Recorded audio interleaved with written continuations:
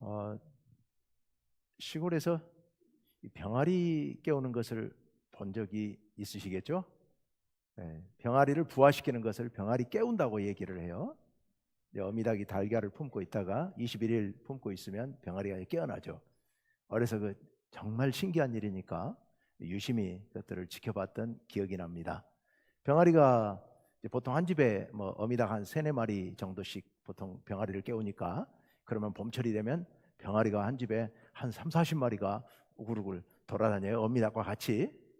근데 한 가지 변치 않는 것은 일사불란하게 항상 어미닭의 통제하에 있습니다. 어미닭 주변에서 병아리들이 놀게 되죠. 그러다가 어미가 부르면 금방 병아리들이 어미 품속으로 모여들게 됩니다. 어미가 깃털을 벌려서 그 속에 병아리들을 다 이렇게 품고 있게 되죠. 근데 이게 이제 아주 어렸을 때는 병아리들이 어미 닭의 범위를 크게 벗어나지 않아요. 근데 조금씩 자라면 자랄수록 이게 활동 반경이 넓어지면서 어미 닭에서 점점 더 멀어지기 시작하죠. 그러니까 좀 더 자라면 어미 닭이 불러도 잘 안 와요.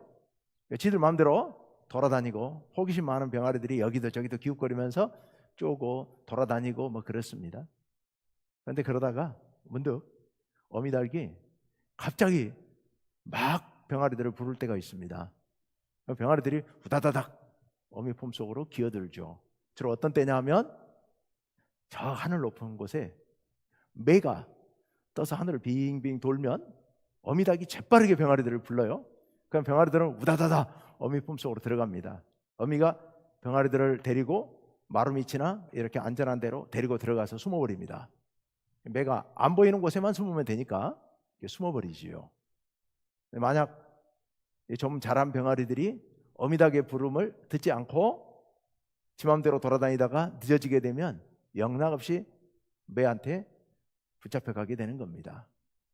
간혹 매들이 마루 밑에 숨어있는 어미닭까지 막 공격해 오는 경우가 있긴 하지만, 그래도 어미닭이 품고 필사적으로 덤비니까, 또 마루 밑은 매가 함부로 힘쓸 곳은 아니니까 결국 도망치고 말게 됩니다.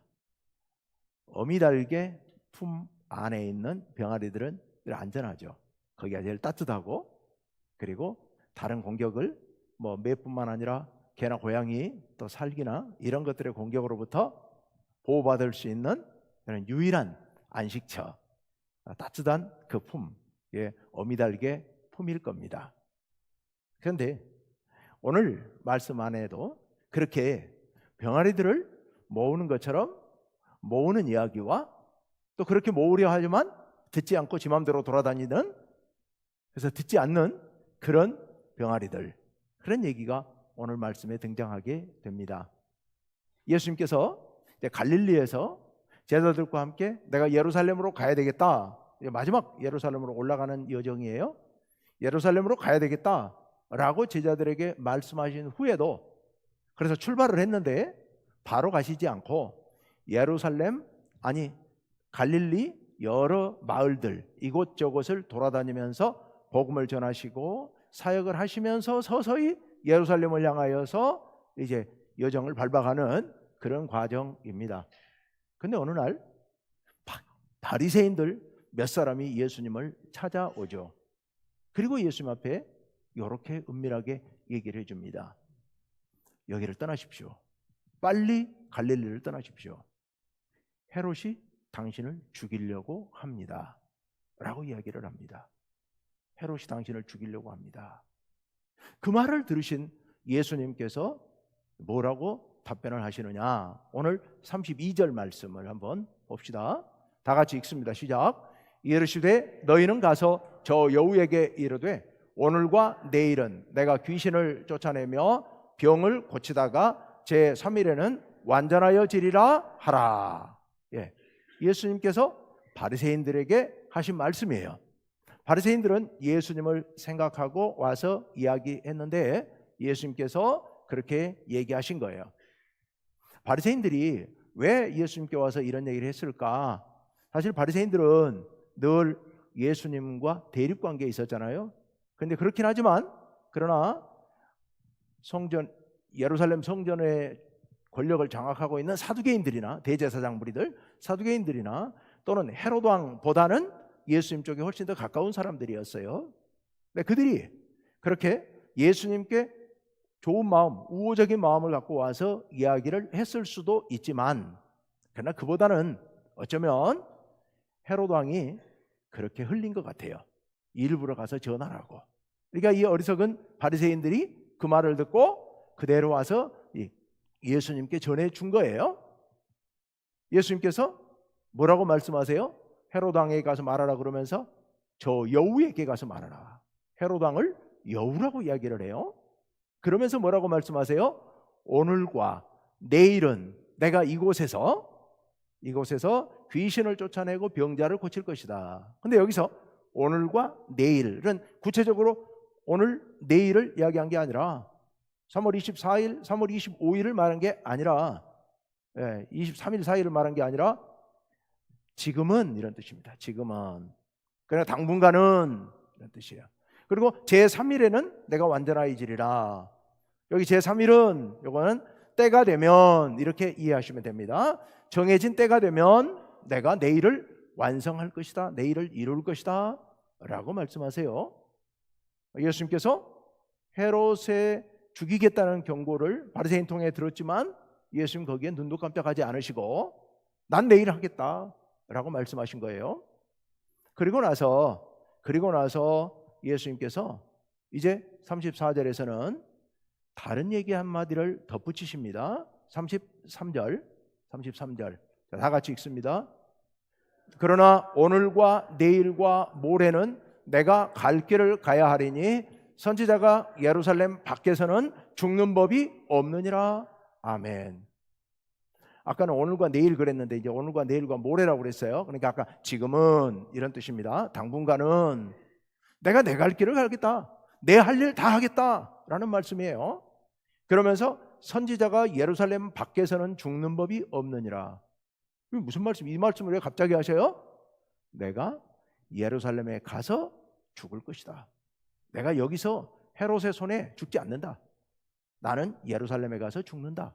그 말은 동시에 이런 뜻이기도 합니다. 내가 예루살렘으로 가겠지만 예루살렘으로 가는 이유가 헤롯이 나를 죽이려고 위협하니까 그거 피해가지고 내가 도망치는 게 아니다. 나는 여기서 내 할 일 다 하고 때가 되면 내 계획에 따라서 나는 예루살렘으로 간다. 예루살렘에 가서 내가 다른 선지자들처럼 죽더라도 간다. 난 죽으러 간다 라고 이제 말씀을 하신 거예요. 그러면서 예수님 말씀의 주제가 이제 예루살렘으로 옮겨갑니다. 그래서 34절 길어서 상반절 떼서 봅시다. 다 같이요. 시작. 예루살렘아 예루살렘아 선지자들을 죽이고 내게 파송된 자들을 돌로 치는 자여. 아멘. 예루살렘아 예루살렘아 예루살렘에 대한 한탄을 하시는 거예요. 예루살렘에 대해서 한탄하시는데 그러면서 하시는 말씀이 선지자들을 죽이고 내게 파송된 자들을 돌로 치는 자요. 예루살렘 사람들을 얘기하는 겁니다. 너희가 그동안에 하나님께서 파송하신 선지자들을 수없이 죽였지 않느냐. 하나님께서 파송하신 자들, 파송된 자들, 그들을 너희가 돌로 쳐서 죽였지 않느냐 라는 그런 예수님의 한탄이시죠. 그러면서 예수님께서 이런 말씀을 덧붙이세요. 하반절 다 같이 읽습니다. 시작. 암탉이 제 새끼를 날개 아래에 모음같이 내가 너희의 자녀를 모으려 한 일이 몇 번이냐? 그러나 너희가 원하지 아니하였도다. 아멘. 여기 둘째 줄에 내가 너희의 자녀를 할 때 나는 예수님, 너희는 지금 예루살렘을 얘기해요. 예루살렘에 너희의 자녀는 예루살렘 백성들을 얘기하는 겁니다. 그러니까 유대인들을 얘기하고 있죠. 내가 예루살렘에 사는 너희들을 날개 아래 모으려고, 누구처럼? 암탉이 병아리를 날개 아래 모으는 것처럼 악한 공격으로부터 막기 위하여서, 추위로부터 보호하기 위하여서 내가 병아리들을 모으는 것처럼 너희를 내 품에 품으려고 내가 몇 번을 했지만 그러나 셋째 줄 너희가 원하지 아니하였도다. 마치 예수님께서 예루살렘에 여러 번 다녀가셨어요. 다녀가실 때마다 그 사람들에게 복음을 전하고 그들에게 주의 하나님의 계획을 알려서 그들로 깨닫고 돌이키게 하려고 애쓰셨지만 그들이 듣지 않은 거예요. 예수님을 배척했어요. 예수님을 배척하고 거부했습니다. 그것을 지금 예수님께서 말씀하시죠. 그러면서 예수님께서 예루살렘에 대해서 이런 예언을 하십니다. 35절 상반절 다 같이 시작. 보라, 너희 집이 황폐하여 버림바 되리라. 예루살렘의 멸망을 예언하고 계시는 겁니다. 예수님께서 이 예루살렘 멸망의 예언으로부터 40년이 다 되지 않아서 예루살렘은 로마 군대와 싸워서 완전히 초토화됩니다. 아무것도 남지 않게 다 무너지고 예루살렘 백성들은 거기 살지 못하고 쫓겨나게 되죠. 그 후로 영 돌아오지 못하다가 여러분 1948년에서 비로소 지금 팔레스타인과 싸우고 있는 그런 배경이 되는데요. 그때야 비로소 돌아오게 되죠. 그것도 지금까지 싸워가면서 하나님께서, 예수님께서 예루살렘에 대해서 너희가 황폐하게 될 것이다. 너희가 내가 그렇게 암탉이 병아리를 품듯이 그렇게 너희를 모으려 했지만 너희가 거부했지 않느냐. 너희 결국 망하게 될 것이다. 그런데 그렇게 해서 영원히 멸망하느냐? 그래도 예수님께서 한 토막에 희망을 남겨주십니다. 그 말씀이 35절 하반절이에요. 다 같이요. 시작. 내가 너희에게 이르노니 너희가 주의 이름으로 오시는 이를 찬송하리로다 할 때까지는 나를 보지 못하리라 하시니라. 아멘. 예수님께서 당분간은 나를 보지 못할 것이다. 근데 언제까지 못 본다? 주의 이름으로 오시는 이를 찬송하리로다. 주의 이름으로 오시는 이를 찬송한다. 호산나요. 호산나. 호산나 찬송하리로다 라고 할 때까지는 다시 보지 못한다. 그 말씀은 그런 날이 오면 보게 된다. 다시 보신다는 말, 보게 된다는 말씀이시죠.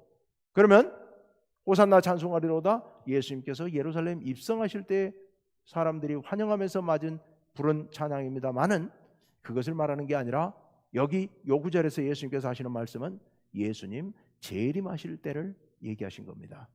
예수님 재림하실 때, 그때 너희가 나를 믿는 사람들이 나를 환영할 그날까지는 너희가 나를 못 볼 것이다 라고 말씀하신 거예요. 즉 예수님께서는 이 말씀을 통하여서 지금은 이렇게 너희가 무너지지만 언젠가 너희가 나를 믿고 기다리면 때가 되면 내가 재림해서 그때 되면 온 인류가 나를 맞이하고 구원받게 될 날이 올 것이다 라는 암시를 지금 여기서 주고 계십니다. 자, 이제 오늘 말씀을 다시 한번 천천히 쭉 한번 살펴봅시다. 오늘 이 말씀에서 굉장히 말이 거칠죠. 헤롯이 뭐라고 그래요? 예수님한테 죽이겠다고 그래요. 예수님께서는 헤롯에 대해서 뭐라고 그래요? 저 여우라고 얘기를 해요. 그리고 예루살렘에 대해서 너희가 황폐하게 될 것이다 라고 말씀하세요. 굉장히 거친 말들이 오고 가고 있습니다. 왜 그럴까? 자, 첫 번째로 헤롯은 왜 예수님을 죽이겠다고 그렇게 이야기하고 있을까? 우리가 그 과정을 한번, 그 내용을 한번 살펴봅시다. 헤롯이 예수님을 왜 죽이려고 했을까? 여기 헤롯은 여러분 성경에 헤롯이 여러 사람 등장해요. 근데 여기 헤롯은 헤롯 안디바, 다른 말로 헤롯, 그쪽 말로 헤롯 안티파스입니다. 헤롯 안티파스. 예수님 태어날 때 있었던 헤롯 대왕이 있었죠. 늙은 헤롯 대왕. 그 헤롯 대왕의 아들이에요. 근데 그 헤롯 대왕이 예수님 태어나시고 한 1, 2년 사이에 늙어 죽어요. 그리고 난 뒤에 이제 그 헤롯 대왕은 로마에서 세워준 왕이죠. 그 당시 다 로마가 지배하고 있었으니까. 근데 이제 헤롯 대왕이 죽고 나니까 그 유언과 그 다음에 그 로마의 계산에 따라서 나라를 조각조각 쪼개요. 몇 조각으로. 그래서 유대 예루살렘 지역은 헤롯 아켈라오라는 사람이 통치하게 만들고, 그리고 갈릴리하고 베레아, 갈릴리하고 베레아는 그 붙어있는 갈릴리 호수 주변 지역이에요. 그 지역을 바로 이 오늘 여기 등장하는 헤롯 안디바에게 맡깁니다. 그래서 이제 나라 전체 다 해봐야 크지도 않은 나라인데 이렇게 조각조각 내놓은 나라이기 때문에 왕이라고 하기보다는 분봉왕이라고 표현하죠. 분봉왕, 좁은 지역에 있는 왕이에요. 헤롯 아켈라오는 너무 악랄하게 혹독하게 폭정을 하다가 얼마 못 가고 로마에 의해서 축출당하고 로마가 직할 통치를 합니다. 그래서 예루살렘 주변 유대 지역은 로마 총독이 와 있습니다. 바로 예수님 당시 이때는 빌라도가 와 있는 겁니다. 그러니까 예루살렘과 유대 지역은 빌라도가, 갈릴리와 베레아 지역은 이 헤롯 안디바가 통치하고 있습니다. 그런데 로마가 위에 있어요. 로마가 위에 있다 보니까 이 통치자들은 끊임없이 로마의 눈치를 보게 됩니다. 지금 헤롯 안디바는 예수님 태어나고 한 1, 2년 안에 왕이 됐고, 지금 예수님이 30세가 다 됐으니까 거의 왕이 된 지 30년이 다 됐어요. 나이 많고 늙었어요. 이 정치에 굉장히 예민한 이런 사람이에요. 그런데요, 이 헤롯 안디바의 입장에서는 예수님이 활동하시고 있는 이야기, 예수님께서 귀신을 쫓아내고 병자들을 고치고 많은 사람들이 몰려다니고 수천 명씩만 모여다니면서 예수님 말씀을 듣고, 이게 굉장히 두려운 일이에요. 긴장되는 일이에요. 왜냐하면 원래 갈릴리라는 지역이 워낙에 가난한 사람들이 모여 사는, 못 사는 사람들이에요. 농토는 풍요로운데 그 땅 임자는 다 저 예루살렘이나 딴 곳에 가 있고, 그리고 여기 있는 사람들은 전부 그 땅 소작 부쳐먹는 가난한 사람들이에요. 그러다 보니까 정치에 대해 불만이 많습니다. 폭동이 수시로 일어나는 곳이, 이스라엘에서 폭동이 일어났다 그러면 주로 갈릴리에서 일어나는 거예요. 그래서 갈릴리 아주 골치 아픈 지역입니다. 그런데 예수님을 따르는 무리가 수천 명씩 몰려다닌다고 그러면 이건 굉장히 위험한 일이죠. 만약 예수님이 여기서 정치적으로 어떤 의도를 가지고 어떤 말을 하고 백성들을 선동하면 금방 정치적 폭동이 일어날 수 있는 일입니다. 만약 그런 일이 일어난다면 로마가 이 헤롯 안디바의 무능력을 보고 쳐내고 다른 왕을 세우거나 직할 통치를 하려 할 수도 있는 겁니다. 그러니까 자기는 나라를 안전하게 다스릴 필요가 있습니다. 그러니까 예수님이 눈에 까신 거죠. 그러면 예수님 죽이면 되잖아요. 이렇게 와서 넌지시 이 바리새인들을 보내가지고 죽인다고 그런다, 이 말을 전할 일이 아니잖아요. 그럴 일이 아니라 자기 신복 부하들을 시키거나 암살자를 시켜가지고 예수를 죽여버리면 되잖아요, 모르게. 그런데도 불구하고 그렇게 하지 않습니다. 그렇게 하지 않고 은근히 와서 살짝 말을 흘리고 있는 겁니다. 왜 그러냐? 헤롯이 예수님을 칠 수가 없는 거예요. 왜 칠 수가 없냐 하면 자기가 한 짓들이 있거든요. 어떤 짓을 했느냐? 우리가 잘 아는 대로 세례 요한을 죽였어요. 얼마 전에 세례 요한을 죽였어요. 이 헤롯 안디바가 자기 제수를 빼앗아 가지고 자기 아내로 삼았잖아요. 그 일 때문에 세례 요한이, 아니 어떻게 그럴 수 있느냐, 윤리적으로 인간이 어떻게 그럴 수 있느냐, 그것도 왕이 어떻게 그럴 수 있느냐, 유대인으로서 어떻게 하나님의 백성이 어떻게 그럴 수가 있느냐라고 공격을 한 거예요. 그러니까 붙잡아다가 감옥에 가둬놨다가 나중에 그 아내 청에 의해서 헤롯을 목을 쳐서 죽이잖아요. 세례 요한을. 세례 요한은 당시 갈릴리 사람들뿐만 아니라 온 유대 백성들이 하나같이 정말 존경하는, 존중하는 그런 인물이었는데, 헤롯이 이 세례 요한을 칼로 쳐 죽인 이 일로 인해서 갈릴리 사람들의 민심이 속에서 부글부글 끓고 있는 거예요. 헤롯 저거 저래서 되나? 어떻게 세례 요한을 감히 죽일 수 있어? 지가 제수를 뺏어다가 아내 삼아서 그거 비판한다고 죽인단 말이야? 이런 생각을 갖고 있었던 겁니다. 그런데 어쨌건 세례 요한은 그렇게 갔지만 지금 이제 예수님이 오셔가지고 또 이렇게 복음을 전하니까 사람들은 세례 요한이 환생했네 어쩌네 뭐 이런 얘기하고 있단 말입니다. 그런데 예수님을 또 헤롯이 죽였다? 그러면 이건 영락없는 폭동이 일어날 수밖에 없는 상황인 거죠. 그러니 헤롯이 그것을 못하는 거예요. 예수를 몰래 죽일 수가 없어요.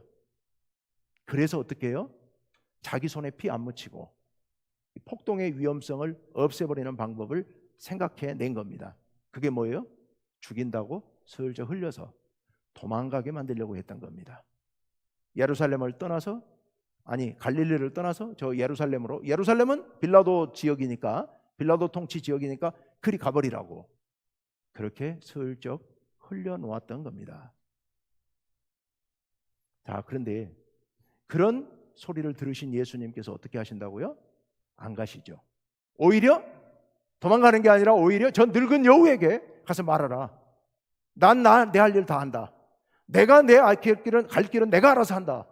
라는 얘기를 하세요, 예수님께서. 아니 예수님은 왜 그냥 피하면 되지, 슬쩍 넘어가면 돼요. 어차피 거기서 하는 일이나 유대에 가서 하는 일이나 또 유대에 가서 그 일 하시면 되잖아요. 유대 땅에도 예루살렘에도 병자도 있고 귀신 들린 사람도 있으니까 가서 거기 가서 일하시면 될 텐데 왜 예수님은 이렇게 말씀하셨을까? 자, 이 질문은 뒤로 잠깐 접어두고 이따가 다시 말씀드립시다. 또 다른 질문이 떠오릅니다. 이번에는 예수님께서 예루살렘으로 초점을 옮기셔서 예루살렘에 대해서 이렇게 말씀하세요. 그러면서 예수님께서 선지자들이 예루살렘 밖에서는 죽는 법이 없다라고 말씀하십니다. 즉 당신도 나도 예루살렘에 가서 죽겠다고 말씀하고 계시는 겁니다. 예루살렘, 수많은 선지자들을 핍박했던 곳입니다. 원래 예루살렘은 평화의 도시예요. 살렘, 이게 샬롬, 평화예요. 평화의 도시예요. 그런데 왜 예루살렘이 이런 짓을 하고 있습니까? 예루살렘은, 유대인들은 예루살렘에 대한 아주 특별한 자부심, 이 자부심으로 똘똘 뭉쳐 있습니다. 왜요? 예루살렘에 하나님의 성전이 있기 때문에요. 우리 교회를 보고 가끔 성전이라고 우리가 말하기도 합니다만은 이건 이제 성전이 아니고 교회당, 예배당인 거고요. 유대인들에게 성전은 딱 예루살렘 성전 하나밖에 없는 겁니다. 세상에 성전은 그 하나밖에 없는 겁니다. 그곳에 하나님께서 계시다고, 적어도 하나님의 이름이 거기 있다고 이렇게 이야기하면서 오직 그곳에서만 예배드려야 된다고 생각을 합니다. 그런 성전을 보유하고 있는 예루살렘과 유대는 하나님께서 선택하신 아주 특별한 나라, 특별한 도시라고 생각을 하고 있는 겁니다. 그래서 그 성전에서 하나님을 섬기고 있는 예루살렘 주민들, 유대인들은 하나님의 선택을 받은 정말 특별한 민족이고 하나님의 축복을 받은 민족이라고 자부하고 있는 겁니다. 그런데요, 이런 자부심이 오랜 세월 뭉쳐지면서 이게 신앙의 틀이 돌처럼 단단하게 고착이 됩니다. 그들의 신앙의 틀이 고착이 돼요.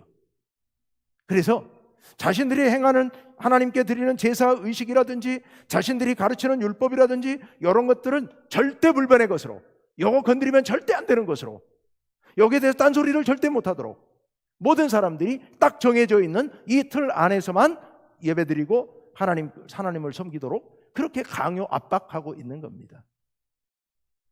사람들이 교리적으로 절대 딴소리 못하게 합니다. 사람들이 어떤 행동을 하면서 이 짜여진 교리 틀을 조금이라도 건드리면 가차없이 처벌하는 겁니다. 그런데요, 하나님의 본래 뜻은 그들이 쌓아놓은 교리 틀 안에 갇혀 있을 수가 없죠.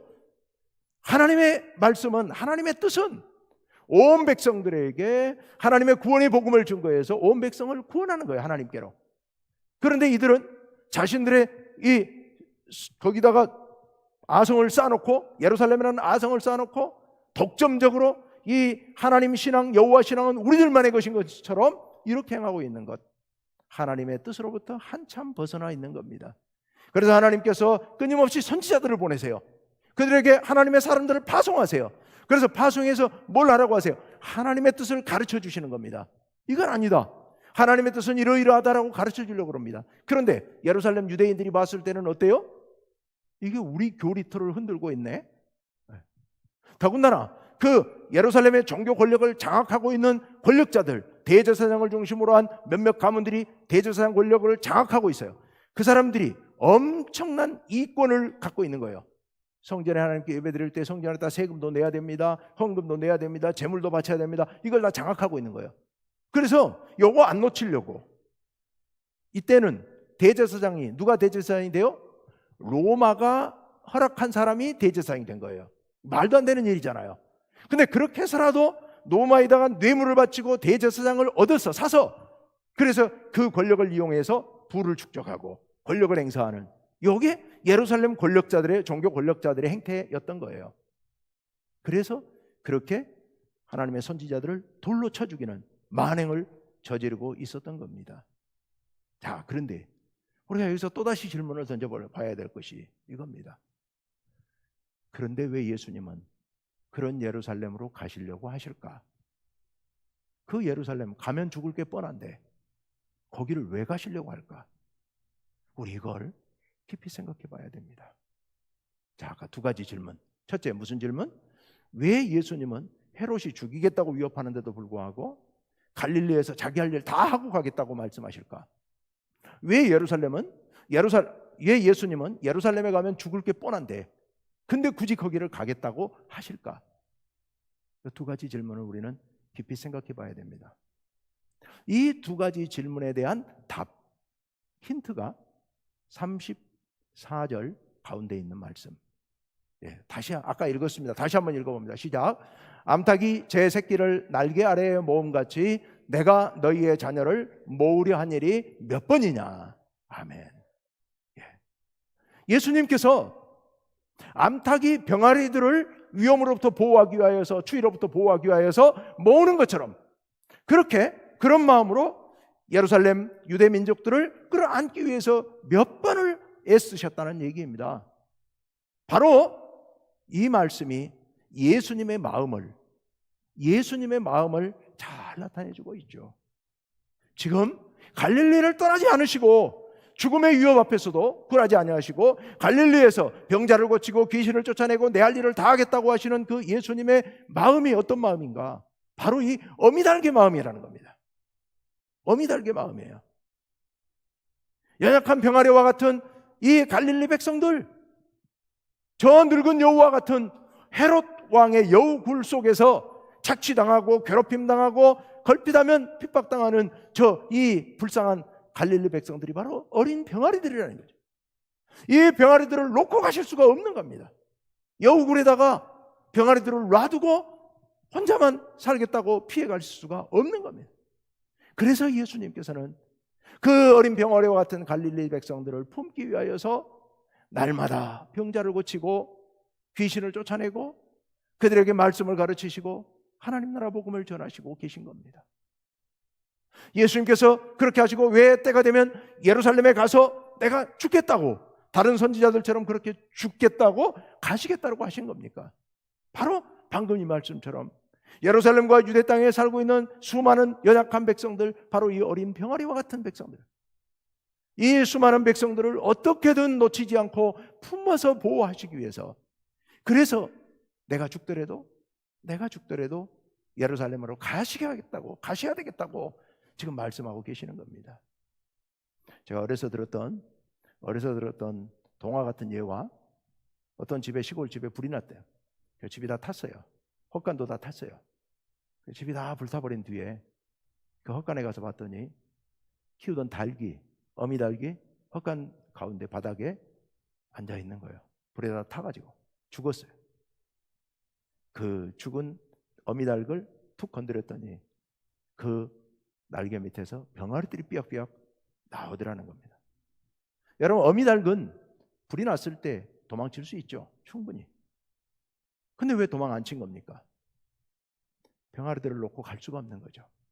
병아리들을 데리고 가기는 불가능하고 놓고 갈 수는 없고, 그래서 병아리들을 그 품에 품고 위에서 자기만 타고, 그리고 밑에 품 안에 있는 병아리들은 타지 않도록 보호하다가 자기는 죽은 겁니다.